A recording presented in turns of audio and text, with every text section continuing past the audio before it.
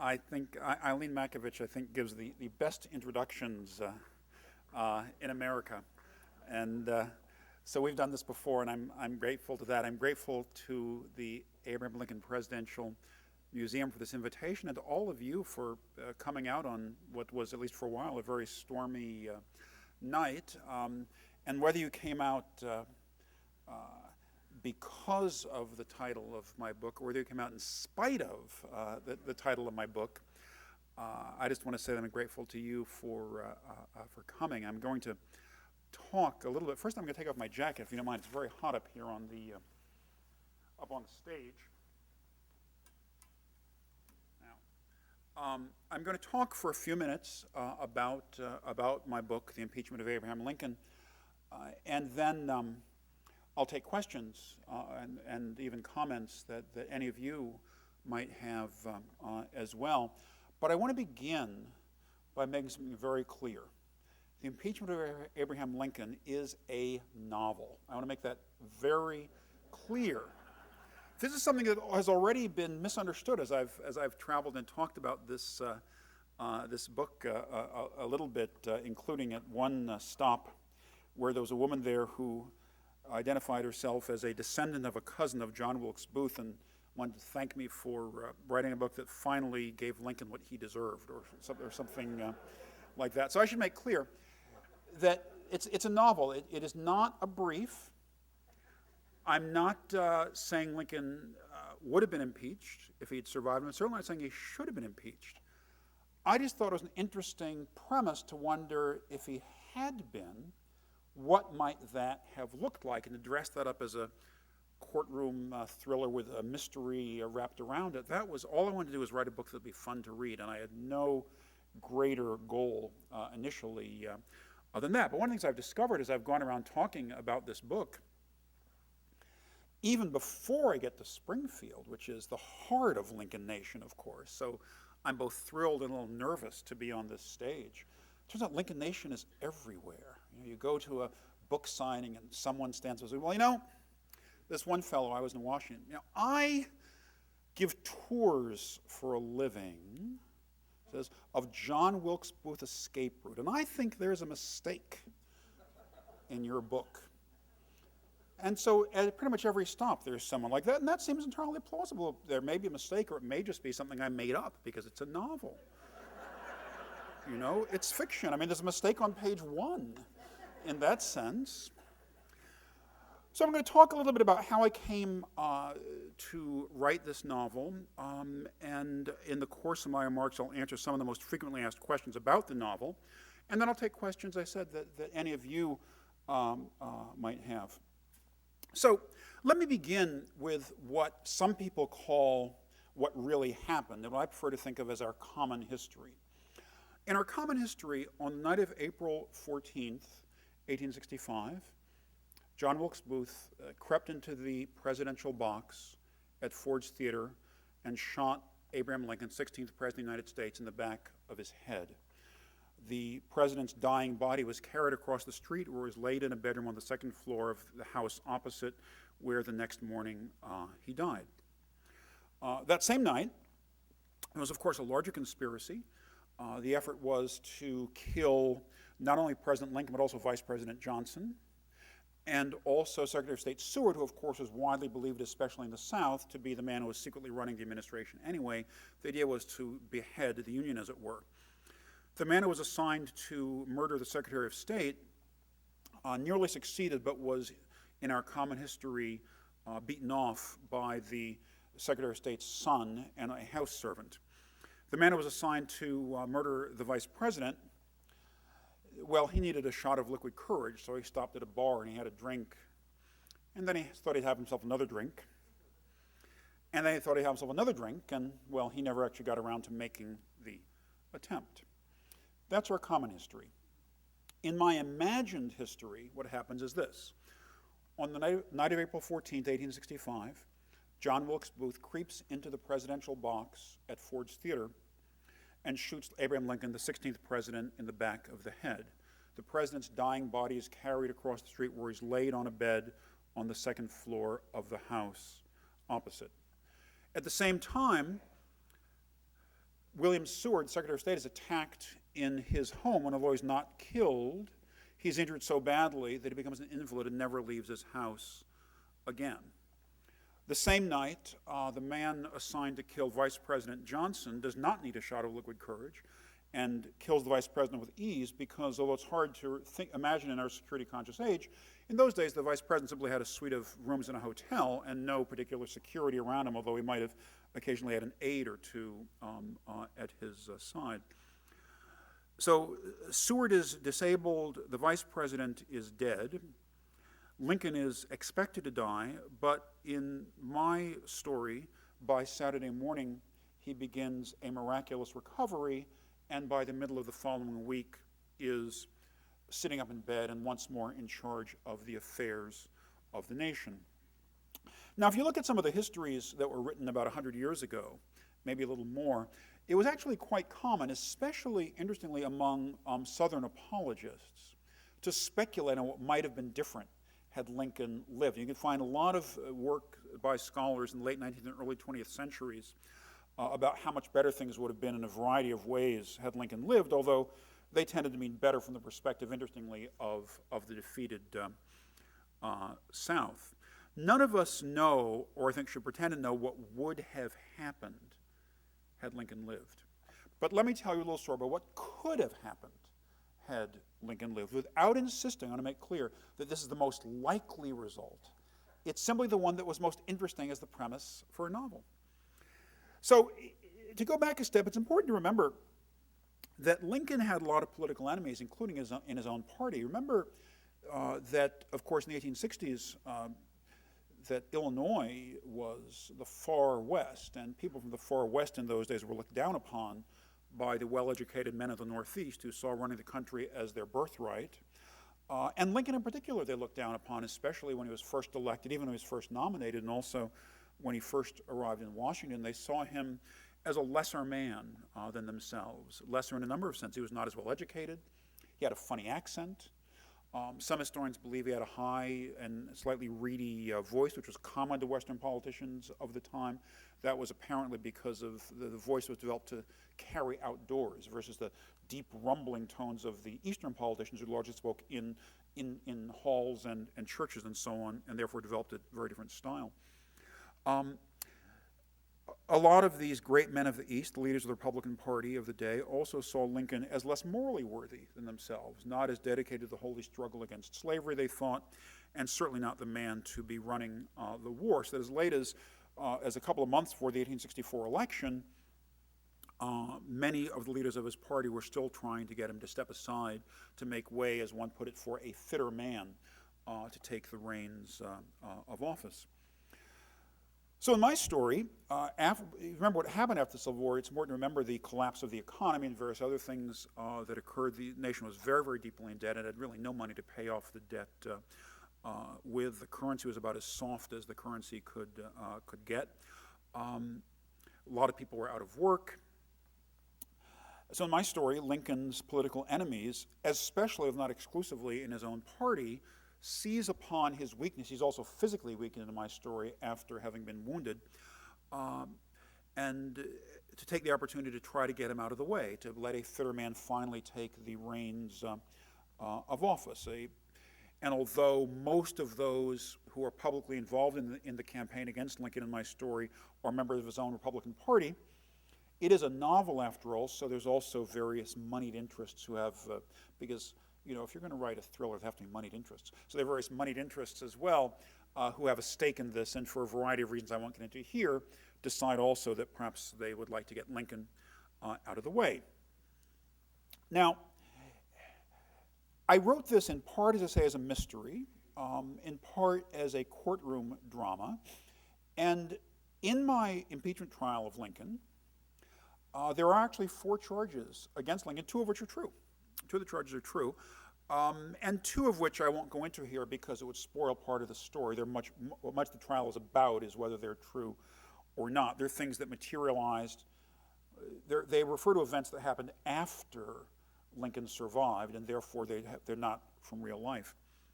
The 2 that are true, which I won't go into a lot of detail here, everybody knows. One is the suspension of habeas corpus, and the other is allowing certain opposition newspapers to be shuttered. And when we say opposition newspapers, this isn't Democratic versus Republican. This is newspapers who Lincoln's people saw as interfering with the war effort. And also some opposition journalists were arrested, and of course in a less remembered story, some journalists at the front were subjected to military courts-martial when the military commanders in the various areas didn't like the stories that they were writing about what was going on in the war. Those are two of the things that Lincoln really did do. I'm not saying they were impeachable offenses. I'm not saying they weren't justified. Perhaps they were. But if you try to think about if you were a Lincoln opponent and you're looking for charges to pin on him in order to break down his remaining popular support so that you can put him on trial, these are the sorts of things that you might look to. Now, my purpose in crafting this trial is not to express an opinion on what the right outcome is. It's not a message book, as I said. It's just a story. But still, I do think it's useful for all of us from time to time to think about the various things. Some of us were having a conversation about this in one of the classrooms just before we came over here to give the talk, that think about some of the things that presidents do in the name of protecting us. And every president in time of war has done things, and when I say every president, I mean from the first president to the current president, in time of war has done things that one could argue are illegal or wrong on some other ground. I teach a course on the ethics of war at Yale, and we talk about this problem a lot. Presidents usually use a version of Lincoln's justification, that if he didn't do these things, he couldn't win the war, and the U.S. would not have survived. It's not an uncommon argument at all, and there's some ventilation of that argument in the trial. Now, there are a lot of novels about Lincoln. I don't think of this as a novel about Lincoln as much as a novel about Lincoln's times. Lincoln only appears in 7 scenes in the novel.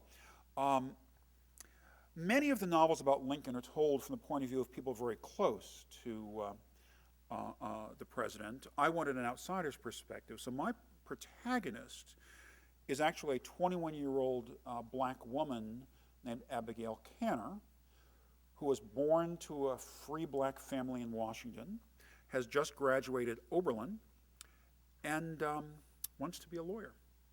She wants to be a lawyer. Now, some people ask me, how plausible is it that a black woman in 1867, which is when the story takes place, could have wanted to be a lawyer? Well, there were no female lawyers in the United States at that time, although the first woman to try to take the bar, that tried to sit for the bar, came in 1868, just a year later. There were about 6, 7, maybe 8 black lawyers, you don't know the exact number, in the United States at the time. In fact, and as mentioned by a character in the novel, it's also a true story, the Supreme Court of the United States had just admitted to its bar the very first black lawyer ever admitted to the Supreme Court bar. And he was quite ill when he was admitted and promptly went into a wasting decline from which he did not recover. And as I mentioned in the novel, the wags at the time said that the justices wanted the credit for having admitted a black lawyer to the bar without ever having to listen to him argue a case before them. I don't know if it's true or not, but that was the joke that was passed around at the time. So with 7 or 8 black lawyers in the country, one of whom was a close friend of the family, of Abigail's family, we mentioned in passing, and at a time when the first woman was about to try to sit for the bar, that was Myra Bradwell, who about 10 years later, whose name was attached to a very famous Supreme Court case. And she would try to, for many, many years. She actually, by the way, did become a lawyer not too much later. It's entirely plausible that a black woman then could have aspired to the bar, especially one who's college educated. I chose Abigail Canner as my heroine for a number of different reasons. I wanted to get an outsider's perspective. I wanted to have someone who was not close to Lincoln, for whom meeting Lincoln for the first time would have been an occasion for enormous nervousness and trembling. And also someone who, because she's an outsider, could go places and do things, and frankly, since it's that kind of novel, get into various fixes she has to get out of, which a more powerful figure could not have gotten into. But also because The black middle class of the 19th century is not something we spend a lot of time thinking about or even remembering, and I always like to contribute a little bit to the complexity of our understanding of American history and, of course, the history of the black community. So there were a lot of reasons for choosing Abigail. Now, a lot of people ask me about the research I did for the novel. I do want to talk about that a little bit. The kind of novels I write, I tend to do a lot of research anyway, but I did much more for this than for any novel I've written. And to answer the question about the research, I need to go back and tell you a story about myself and how I came interested in Lincoln, who in my judgment, I should make clear, was certainly the greatest president we've ever had. My own interest in Lincoln goes back to my grade school days. My father was a Lincoln fan, and the house that I grew up in Washington, D.C. had a wall of books, my father's library, on the second floor. And I used to go to this wall and take down various books to read. I was a kid. My father called it reading at them. I couldn't read them. So, for example, I distinctly remember the day I was in about 4th grade and I grabbed Nietzsche's book Man and Superman, thinking it had some comic book significance, and opened it to a random page, and of course could make no sense of it whatsoever. But I became fascinated then by Carl Sandburg's biography. My father had all the volumes, and what fascinated me was just taking them down and opening it to a random page and just reading a paragraph here and there about Lincoln, about whom at that age I knew very little. I mean, I vaguely thought he might have been the guy who chopped down the cherry tree. Literally, this is the level at which I was thinking in those days. And I began to become fascinated by Lincoln, and the fascination grew over time. I became a kind of amateur Lincoln buff, even in college, reading as much about Lincoln as I could. I now have 4 shelves of Lincoln books in my study at home where I do my writing. And it was in college that I first began to explore, as a result of a conversation after class, after a history class one day, began to explore and speculate about the question of what would have happened had Lincoln survived. How would things have been different? And it's something I've puzzled over the years, and something I always wanted to work out one day in a novel. I just never had the characters and the story to put that novel together. When I finally had characters and a story, I was able to sit down and put aside other things and work on the novel. It took me some years of research and writing to get it done. A lot of people ask me, well, how did I construct Lincoln's voice and personality in fiction? The voice was interestingly easier than the personality because there's so many people who had direct access to Lincoln who've left us so much of their memory of his words. Most of what Lincoln says in the novel is either constructed from or modeled on things that he actually said, although usually in very different contexts.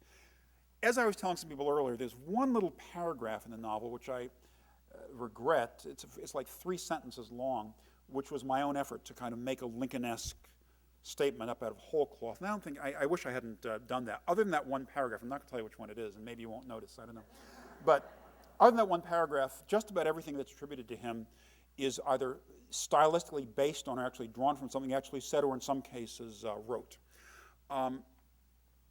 Getting a Lincoln personality was harder because so many different historians have so many different views of what Lincoln's personality was like. In fact, in recent years, there's been even a more dramatic increase in different views about it. And maybe nobody knows for sure. I invented a particular kind of personality that I thought fit the evidence. You might think another one fits the evidence better, bearing in mind that mine is not principally a historical construct. It's a construct that's necessary to make my story work, because The Impeachment of Abraham Lincoln, let me say it again, is a novel. And so while I tried not to invent any part of Lincoln's life prior to 1865, on the other hand, necessarily, as an author, I projected onto Lincoln a particular view of what he might, not was, what he might have been like. One way of thinking about writing with real characters in a novel, and this is not the first time I've done this, is to ask the following question. Granted that he was never in this situation, had he been in this situation, is it plausible that this is how he might have responded to it. Really, that's no more than that, I think, can a writer of fiction try to do when an important character in a novel is a real historical character. I did the same with some of the important men and women of Washington at the time, although I didn't spend as much time in constructing them as Lincoln, but a number of the people in the novel, men and women alike, would be quite familiar to people who are interested in Lincoln generally, and I tried to be fair to them, although I must say I had the most fun and took the most liberties with a young woman who whose name was Lucy Lambert Hale, who some of you may have heard of, also known as Bessie, who, as they would have said at the time, was a woman who had many suitors, I think you'd say. Bessie Hale was the daughter of John Parker Hale, the senator, very powerful and very eloquent senator from New Hampshire. And among those counted as her beaux historically were Oliver Wendell Holmes Jr., probably Robert Lincoln, although how close they were is disputed, and most famously, although there's a little bit of dispute over some of the details, John Wilkes Booth. Now, her in the novel, she's probably more exaggerated from her real self for purposes of the narrative than some of the other characters. The other characters, I try to be pretty faithful to what's known about them. She's probably a bit more exaggerated because I guess I just had so much fun with her character. There are also, of course, a lot of invented characters. I mentioned Abigail, and there are others as well. But actually, the part that took the most research was neither Lincoln nor any of the characters, any of the human characters. It was the city of Washington. It was recreating Washington City of 1867, which I really worked hard to do as faithfully as I could. Some of it was just looking at photographs and drawings and maps because I wanted to get scene right. And so Abigail, for example, in the novel, lives on 10th Street in what was then known as the Island. All of the island is now part of what's now Southwest Washington.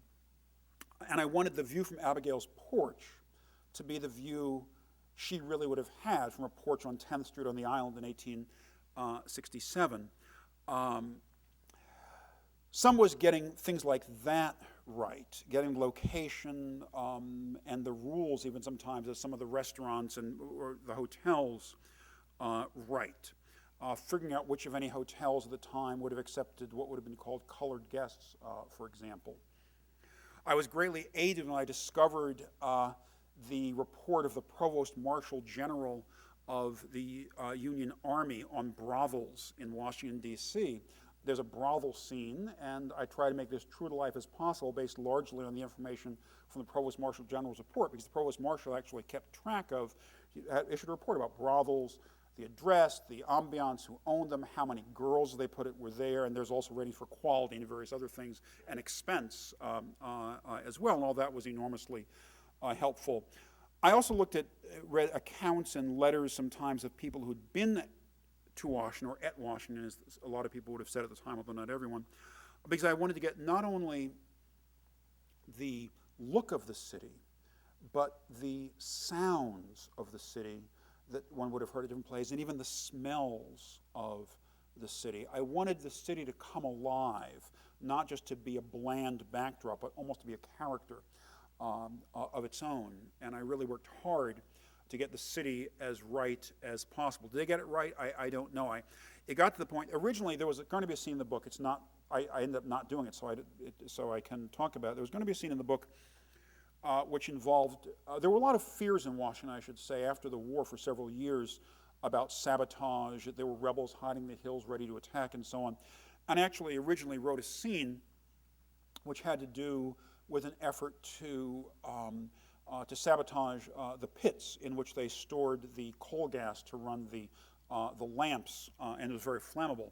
They had just installed the gas lamps a few years earlier, and actually got in touch with the power company, and they have a historian, it turns out, with whom I exchanged some emails to try to get information for that scene, although I ended up not using the scene, so I never had to. He invited me down to come look at their photographs and their plans and so on, and I never had actually to do that because I ended up not using the scene, but that was the sort of thing that I was trying to do to get some of the scenes of Washington as true to life as possible.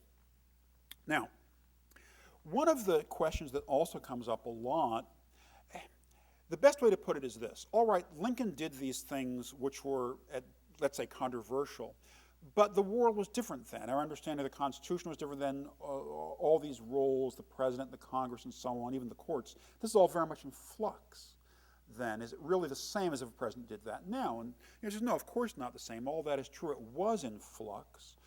We didn't have the same understanding of constitutional rights then that we do now.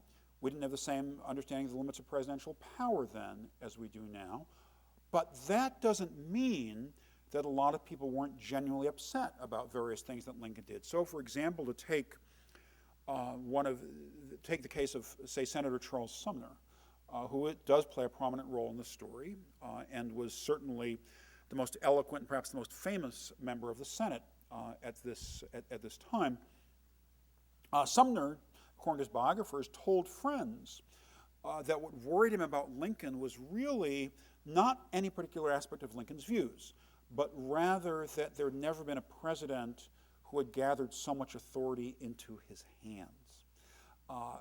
That Sumner thought the amount of power that Lincoln exercised was inconsistent with a constitutional republic. That was. Now, of course, Sumner, I don't get into this in the book, but Sumner in real life thought the Constitution was a great mistake and we should have had a parliamentary form of democracy instead with legislative supremacy.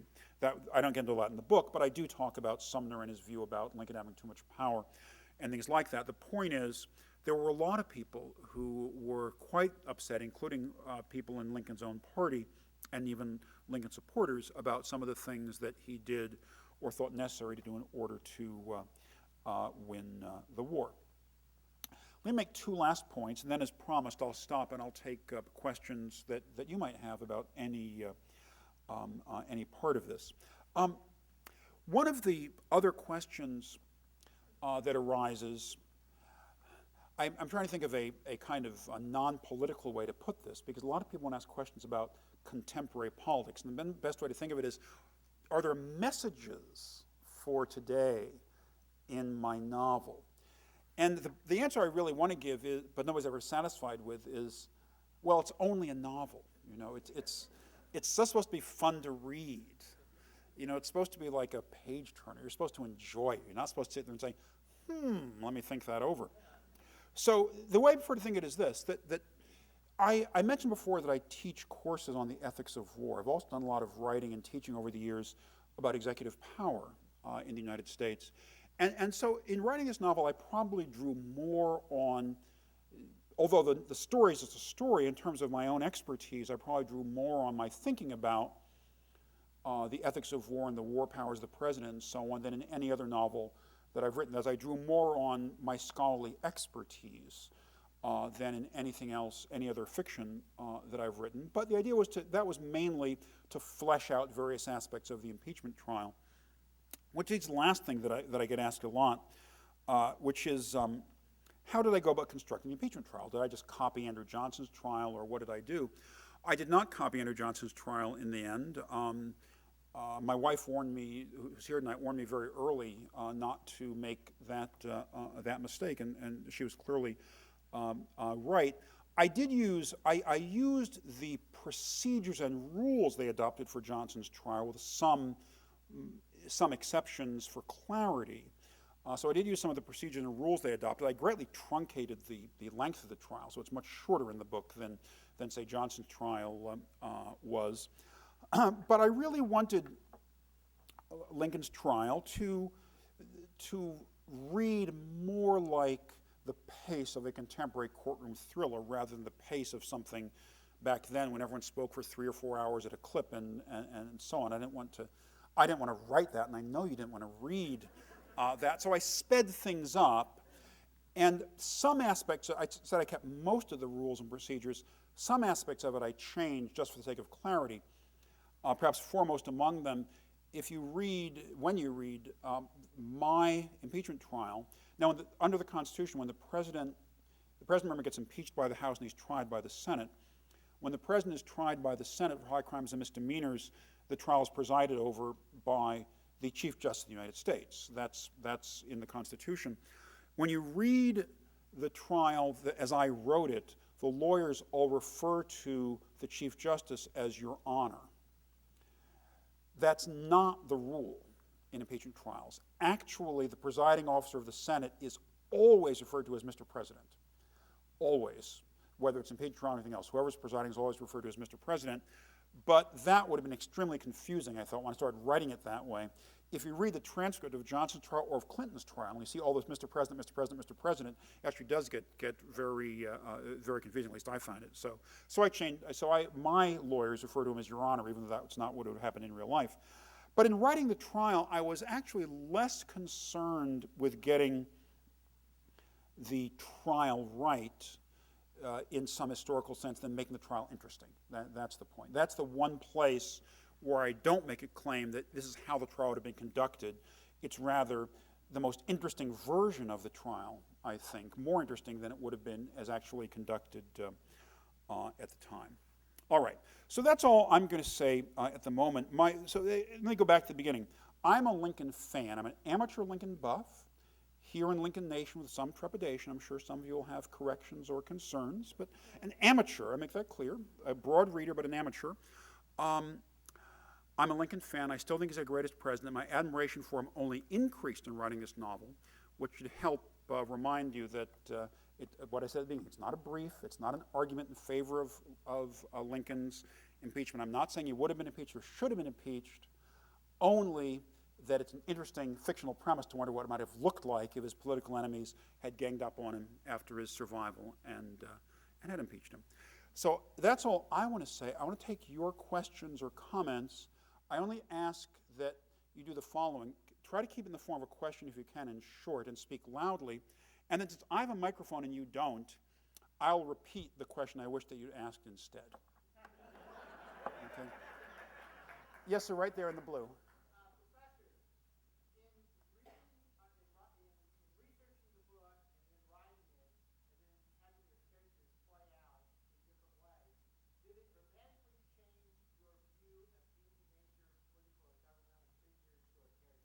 Okay, the question was whether doing the research and the writing dramatically changed my own view of any of the real people in the story.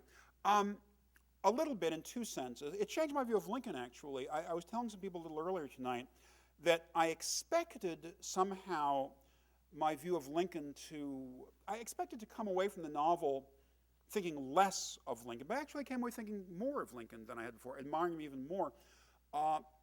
Because I think I came reading about a character, a real person, and writing, inventing that character's lines is so different. I came to appreciate more than I ever had in reading about it, the agonized way in which Lincoln struggled with these questions. These were not easy questions. I think that's a good thing. These were hard questions. And so whatever may have been the right answer to say, should he have suspended habeas corpus, should have used military force to keep the Maryland legislature from meeting and things like that. They were not easy questions for him. And that's quite important because we live in an era when we think everyone should have an answer to a question right now. We should right now know what. And I just don't believe that. I wasn't raised that way. I was raised to believe that hard questions need a lot of thought. That's why I've written elsewhere. I'm an opponent of the presidential debates that we have now. I'm not an opponent of presidential debates. It's the kind we have where the moderator asks some incredibly complicated questions and say you have 2 minutes to answer. And all you can do in 2 minutes is call a couple of names and spout a couple of slogans, and then it's time for your opponent to do the same in the 30-second rebuttal. I think that's absurd. I think we should be led by people who are willing to say that's a really hard question. I'll have to think about that. Let me get back to you on that. I like the idea that often questions divide us. I think Lincoln understood this. There are some questions that have only a right answer and a wrong answer. And that's clear. There are some questions that do. But most of them don't. Most of them divide us precisely because they're difficult questions. And I think it's important. One of the things I really came to admire about Lincoln as I worked through his character was I think he had a pretty rich understanding of that. I know there's some recent historians who've seen Lincoln as more vacillating. And I don't think that's true. I think it's that Lincoln really thought that when you need to think things over, you need to think things over. You need to take time, make sure you're right. And I came to really admire that quality. So my view of him changed a lot.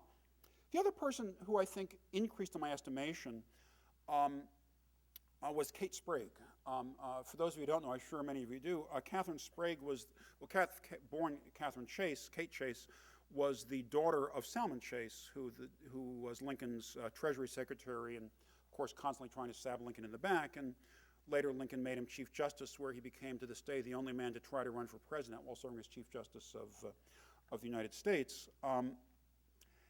His daughter, Katherine, Kate, married the wealthiest member, there were a lot of them, but probably the wealthiest member of the Senate, William Sprague, the fourth of Rhode Island, and later died penniless, which is another story, after he had a famous affair with Roscoe Conkling, but that's a story for another day.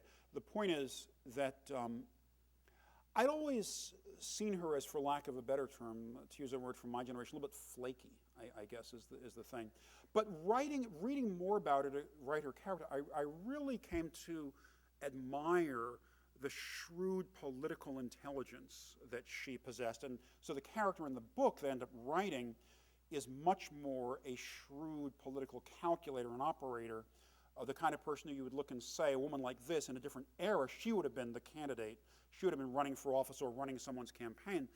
I came to appreciate her a lot more than I had in the kind of casual reading about her, or just the way she's mentioned in passing in various biographies, say of Lincoln or of other great men of the age. Other questions? Yes, right. I just want to see, I guess I have to cut my eyes. Yes, right there. In capturing Lincoln's voice, you had to deal with his humor and storytelling, and I enjoyed the way you did that in the book. What sources did you use to try to capture that, and what was your impression of his humor and storytelling? So the question is about Lincoln's humor and storytelling. He told stories a lot. I was at one event where I've already been accused of having Lincoln tell too many funny stories in the book. It may be getting carried away. Maybe I did. I don't know. What sources did I use? Well, there are a lot of sources of Lincoln humor, but it's amazing how many genuine Lincoln stories you can't trace back past about 1938, you know. So I limited myself to stories that are well-sourced in one of the following two ways. Either I could find them in the actual writing of someone who was there, like one of his secretaries or some of the other people who wrote memoirs about him, or if it's from a historian or biographer, something I found common to more than one recent modern biography.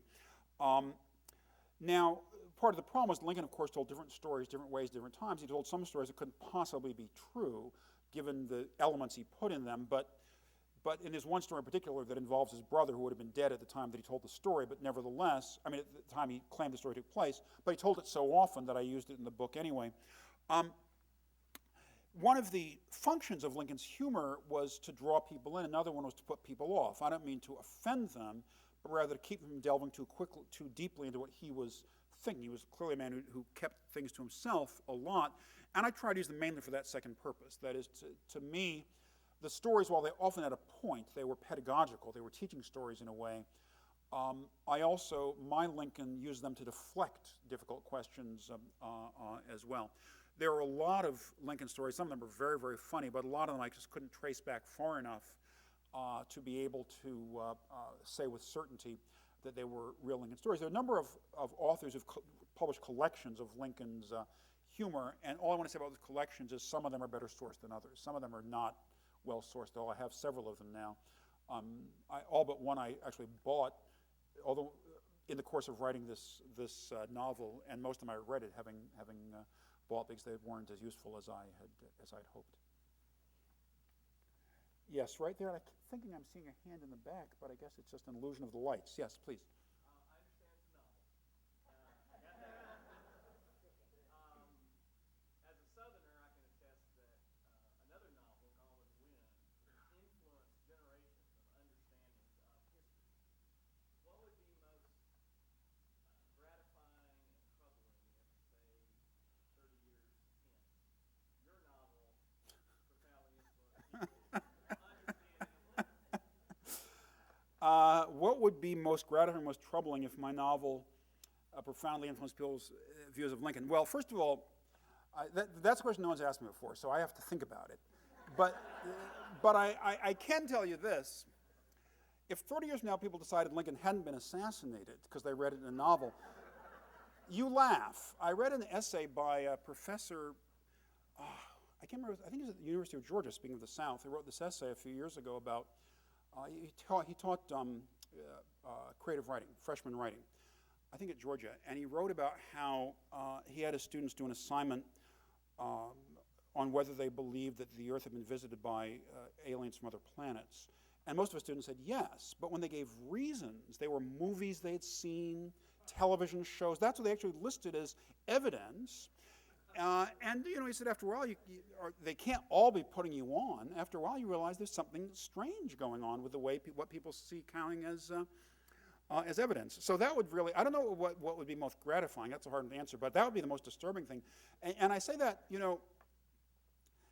and since you mentioned Gone with the Wind, let me say, I think Gone with the Wind is a great novel, deeply mistaken in its politics, deeply, profoundly, dangerously mistaken, but it's a brilliantly written novel. I don't think I'm in a class as a writer like that. I don't expect my book to live on like that in any sense. There are novels that have influenced our views of history, some for the good and some for and some for ill. And Gone with the Wind, a great novel, a great movie, still mistaken in its politics, but also influenced the way a lot of people thought about these things. I wouldn't expect a novel. I'm more of a. If you look at my novels, I'm kind of a thriller writer. This is new territory for me. So it's hard to imagine something like that. And so I don't have an answer yet to that. Is the best that I can. Last question. I know there was a hand in the back somewhere. Oh, there. Was it you? Okay. I couldn't hear you. Have I sold the movie rights? No, but if you'd like to buy them, that's okay. No, we haven't done anything like that yet. But we'll see what happens. Thank you all very much for your kind attention.